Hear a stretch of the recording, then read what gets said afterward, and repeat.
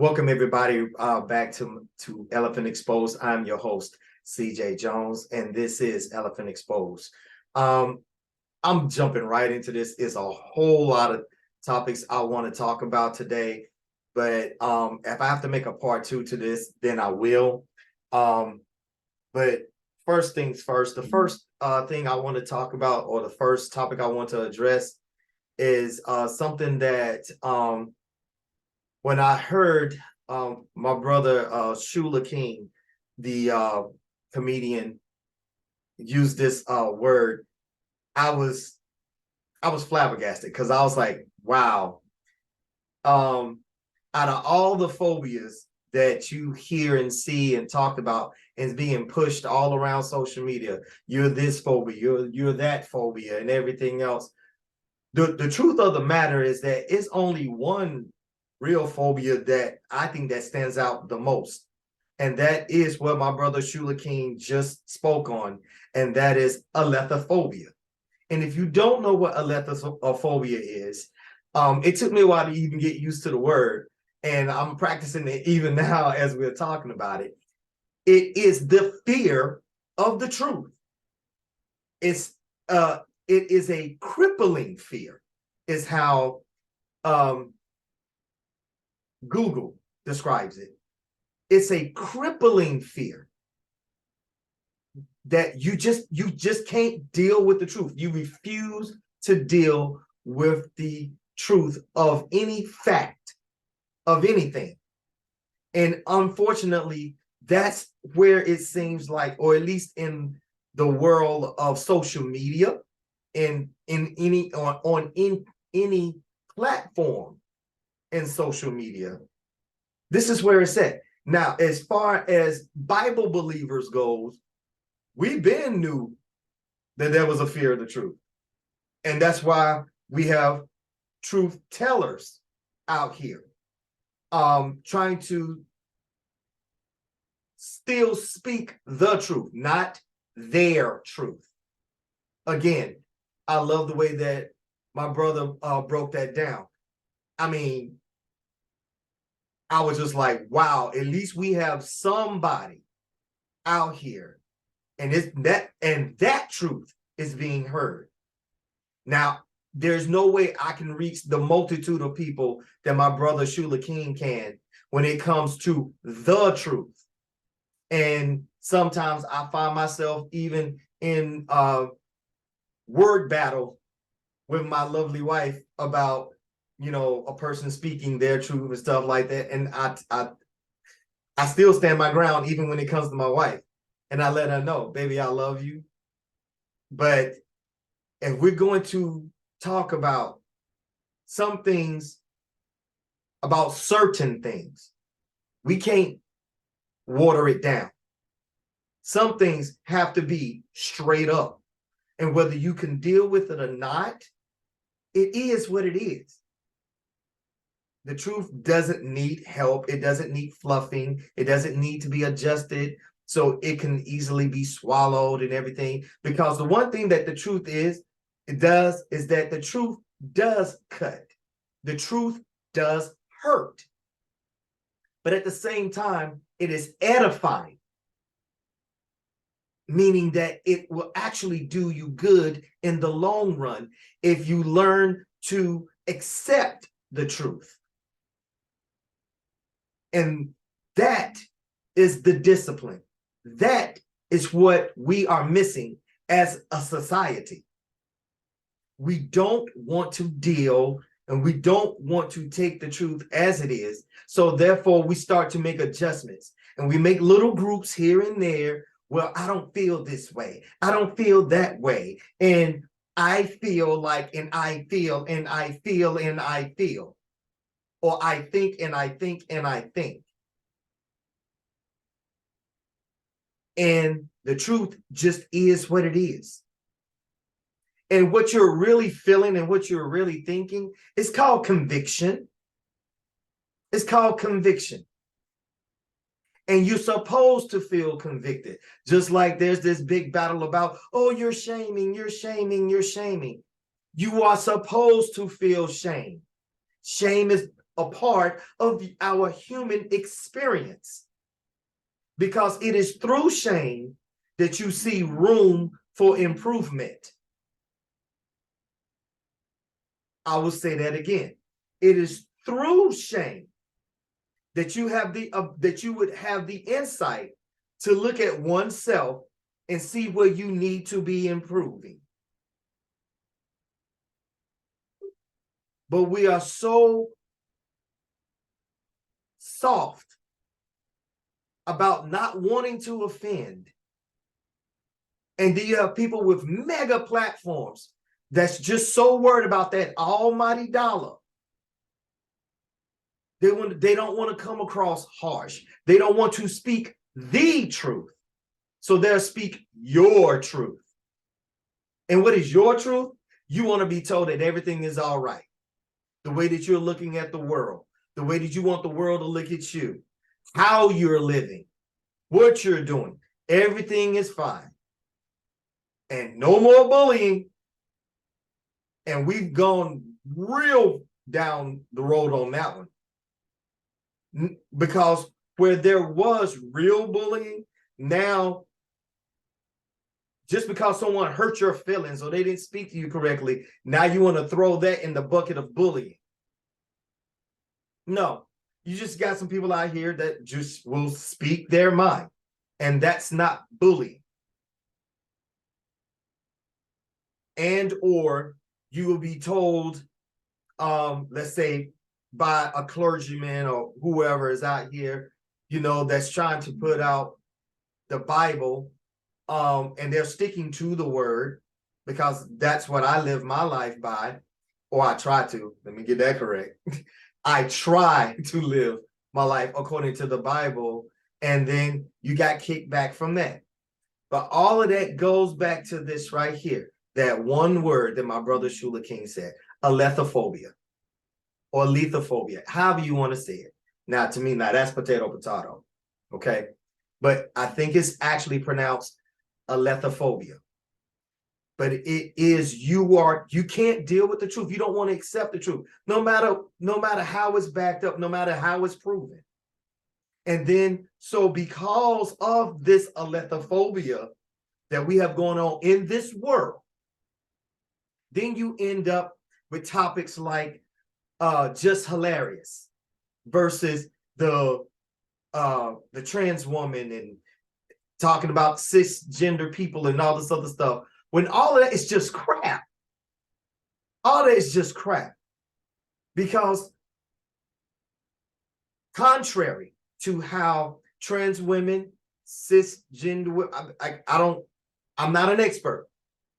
And I'm not trying to disrespect your pronoun on purpose.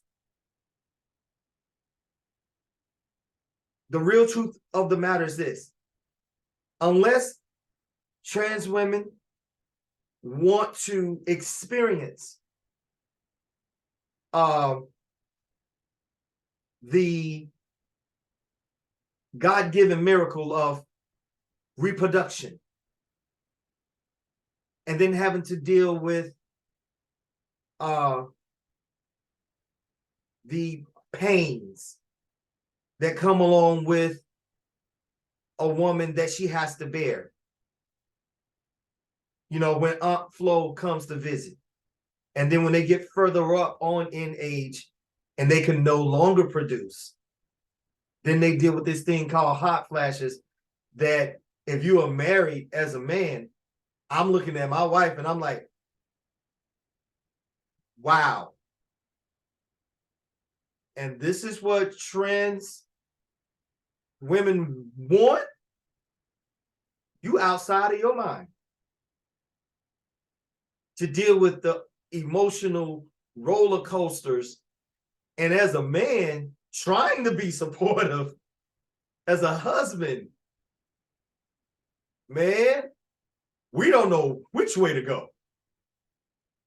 I would say it's by far easier just being a man and just being in the corner being like, babe, how can I help you? What can I do? It ain't nothing you can do. You know what?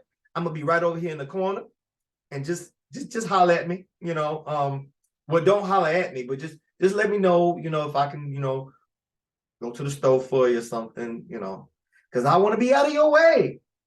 So in other words, I don't hear and I don't understand the argument. And I'm so sick and tired of just because people will people, no matter what you identify with. People will people all day. But what it really is that because someone isn't saying something that is pleasing to you, now you want to cancel them. Why? It ain't okay. So let's just say we cancel everything. Is that going to change reality? Let's just say, but I hope to God that they don't do that, because then that means that they're infringing on your First Amendment right, and that's the right to freedom of expression, freedom of speech, and you haven't incited a riot or any of those, half the things that Trump people done. So let's not do that. Let's not go there. So you want to cancel my sister, just hilarious, just because she said something that you think that is a little brash, a little, ooh. No, she spoke the truth. Transgender women, if I got this correctly, were born male that transition over to female. Not a problem. But don't let it get to your head and say that you somehow are on the same playing field as a biological woman. No. No, you don't. Stay in your lane. You want the benefit of a biological woman. Now that's truth. You want to prance around, sashay, you want the compliments, the hair, the look, the makeup, the body, whatever. Because there are some trans women out here that on the surface, you think you're looking at a woman. Y'all did a good job.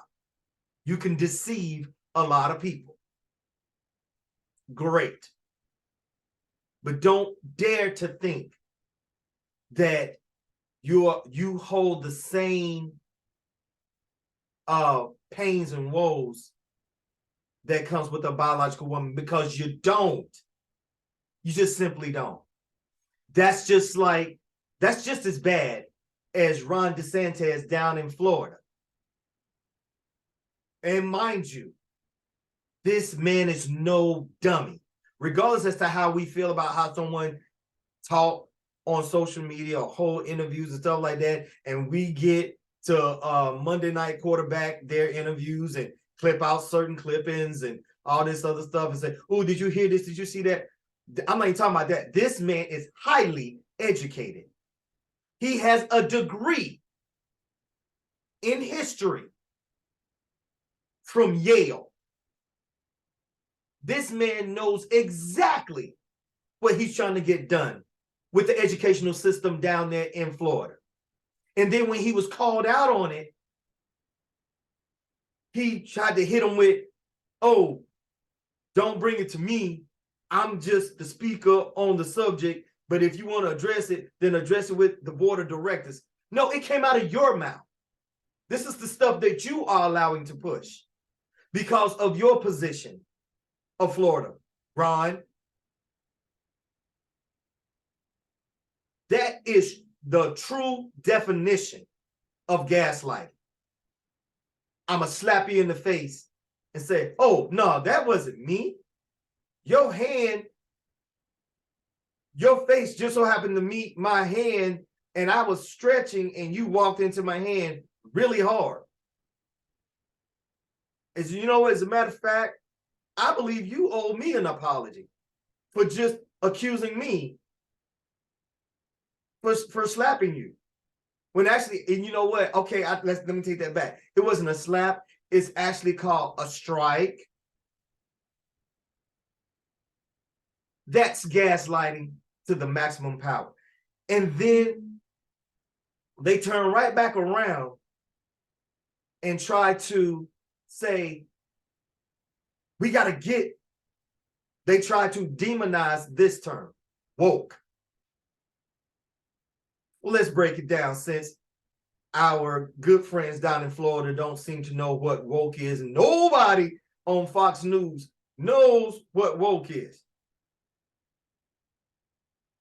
Are you listening? I'm bringing it. Bringing it.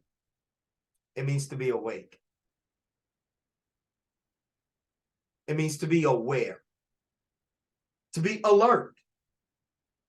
And on a political platform, it means you can't pull the wool over people's eyes anymore. The late, great Bob Marley, in one of his lyrics, says, you can fool some people sometimes, but you can't fool all the people all the time. That's woke. And if I misquoted it, please forgive me. Please forgive me.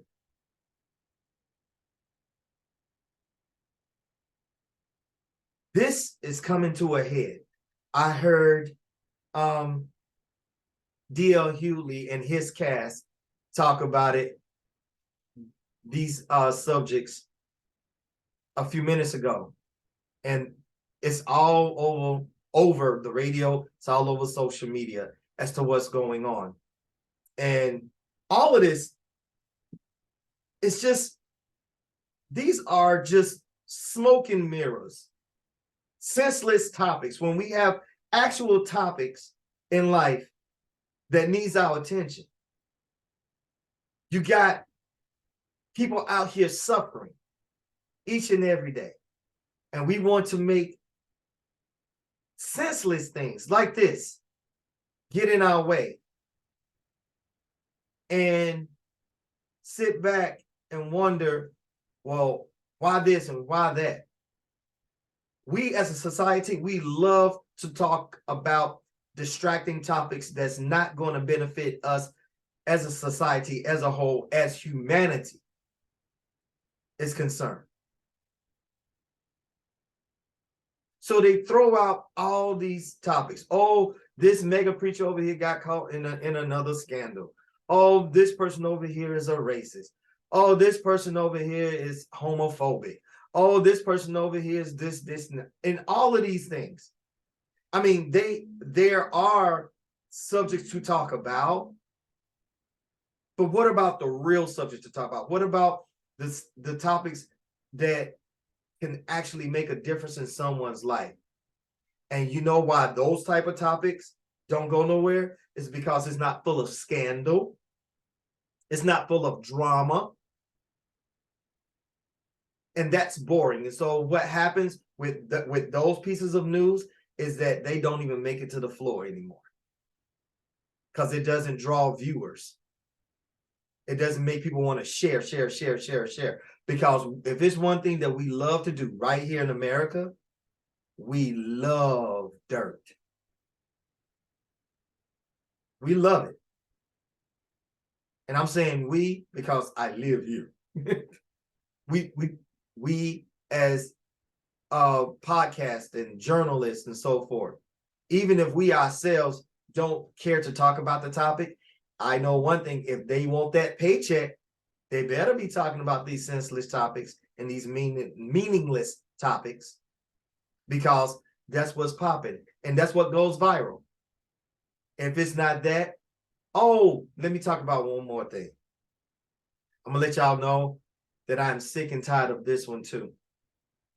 I'm sick and tired of this. I'm gonna call it a civil war amongst people with class, decorum, people that knows when and when not to do something Because what happens whenever other social media gets a hold of different clippings and recordings of the women and men in our Black community, we become not become, but we steadily supply other mostly white dominated platforms with all the entertainment, and we solidify their negative stereotype about us as being Black people. This is what I mean. I am sick and tired of women of class like India Irie gets blasted on because it was nothing wrong with her saying to the women that do make their money by saying, having a more adult, mature type of performance. This ain't the place that you want to do that in. And I actually blame the people that run BET, because it's not like that they don't know what they did. What I'm talking on is it's kind of old now, but I'm still sick and tired of people not understanding to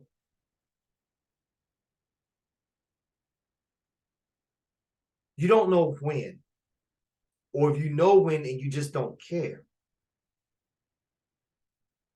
There is a time and a place and a platform for adult entertainment. I don't want you not to make your money however you choose to make it. I'm not hating on anyone. And that's another thing that it's another term we got to get rid of. That whole, oh, you hating, you hating, you hate. No, ain't nobody hating. This world is too big for anyone to be hating on someone trying to be successful. Not everybody are going to be children friendly or age appropriate. So there's a place and a platform for that. But should no one get verbally drugged? I'm sorry, it took me a while to say that. Shouldn't anyone be virtually, socially drugged through the media and everything else just because someone said, hey, I love you? Let's not do that here. This platform is supposed to be decent. India Irie should not have ever gotten blasted or clapped back on or any of those things for her speaking up for people that understand the difference between there's a time and a place and a season for all things. I said a lot. I said it kind of fast, but I believe I got all my points out. So with that being said, thank y'all for tuning in. If you like my topic and if you want to hear my opinion about more topics like this, whether it's political, whether it's social, real life, or whatever, I'm your guy for it, and I will get down to it. And I appreciate you guys checking me out. Hit the like, share, subscribe button at the end of the video, and I'll see you next time, okay? In the meantime, thank you guys.